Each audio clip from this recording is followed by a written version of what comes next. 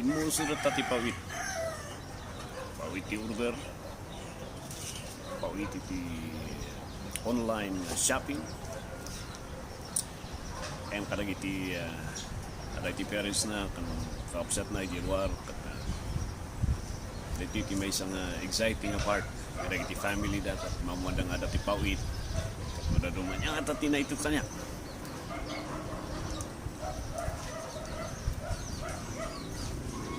I remember the chimpu di kawuding me. Any time and when my mom would give us the notice, ada iti yung Paw-It ko. And usually December, November, and di chimpu ti panag-eskwila, kita ti books kan gamit yo. And iti may isang anticipated mi nga kapsat, niya nga ti bagig, chocolate tayo, kulit ko. I remember those times nga imay and the package.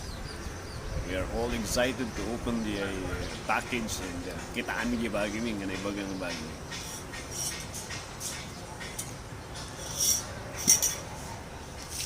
Last night at dito ti may isang nang buri-buri ti panunod. When I was contemplating kan panunod at the book iti Luke chapter 16, the account of Lazarus and the rich man. I was reminded and nagungun tirik na when ni Lazarus natay. But above all, nagungun tirik na kapos sa account nga when the rich man died. He had everything the life na. The wealth, his popularity, and everything nga kaya tayo ka napapalam tayo. Di mo itong di chimpupat na tayo matismo.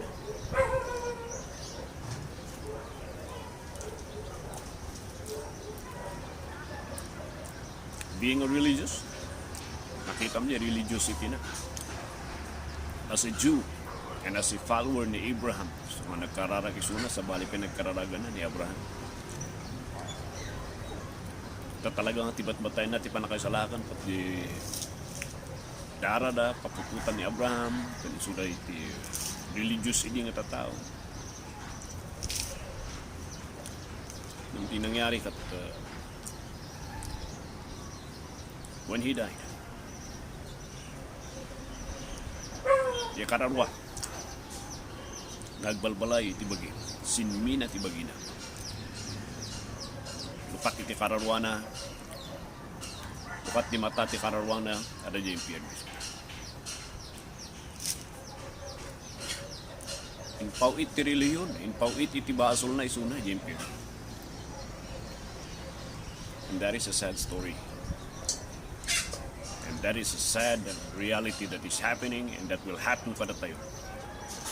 Mahanto nga isimpa ti biyag tayo iti sa mga Diyos.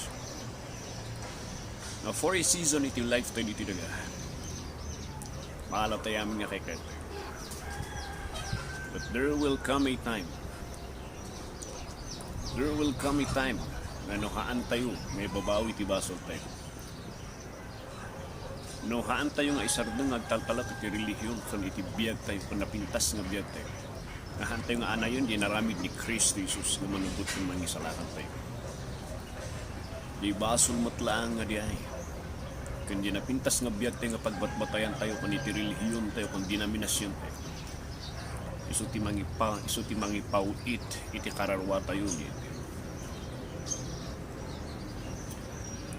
There was a story about it in may isang tutungtong dagiti Satanas kung dagiti pasurot. Kung ni Satanas kung dagiti pasurot na mulaan niyo pa iso dati basol. Sugsugan niyo iso dati basol. Itadyo amin nga nag-iimas nga baso kanyada. Kadaitan to timang Paw-It kanyada di impyerno. Agpakpaka siya. Igo yun amin isuda di kiti kapipintasan nga baso nga mabaling nga enjoyin da diti daga. At lumalpas di jemat lang nga baso nga enjoyin da. Isumat lang timang Paw-It kanyada di impyerno.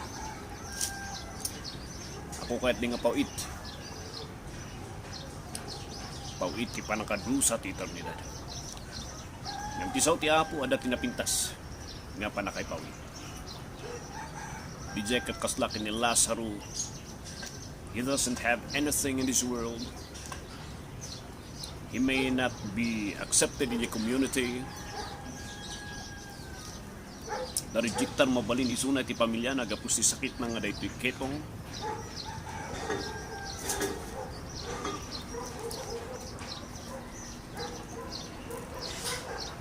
There came a time may nipatay.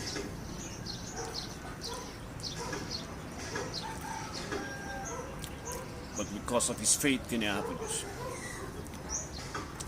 ay so iti mangisalakan kan putpuno nga Diyos ta. And that is the only wealth that he has. In may itiangker, inalad at ikararwana. Inasistaran na itanghel, baling nga asyo na. It is just like a VIP treatment na gitin mawat kinihapo Diyos. And in pawit na isuna, kinatwada nga na ipawit isuna, iti presensya ni Diyos, iti paraiso. Kapsat, aray ba?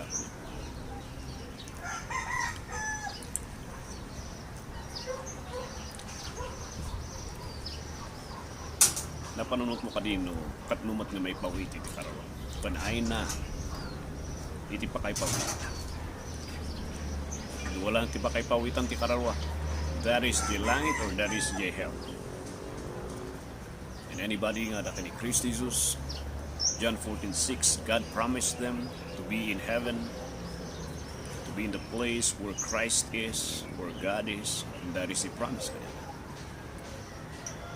Para kayo, nga pulo sanyo nga na yan, pananyo nga patyet, tinarami ni Christ Jesus. Ngay papatiw, ti aramid yu makatulong. Ngay papatiw nga ti biyagyo, ti relihiyon, kat makaisalakan, ti seremonya, ti simbaan, kat mangisalakan, tan nakabalin, ti kinadakdaktol simbaan nyo, so ti mangisalakan. Isaganam ti kararwam po sa atin. Kapusta na isagana rin ta kararwa, nga may impaki, nga may pawit iti impyerno. Anayom ka din ni Christ Jesus. Haan nga tabod ni Diyos Ama. Ngayon na ni Christ Jesus. Nuhaan nga iso di solusyon. Kanhaan nga umanay, tiaramin na. Di kusti ka ba? Panunot ka, kapsat. Kaspan panunutak ka dito. Bendisyon, salamat apo Diyos.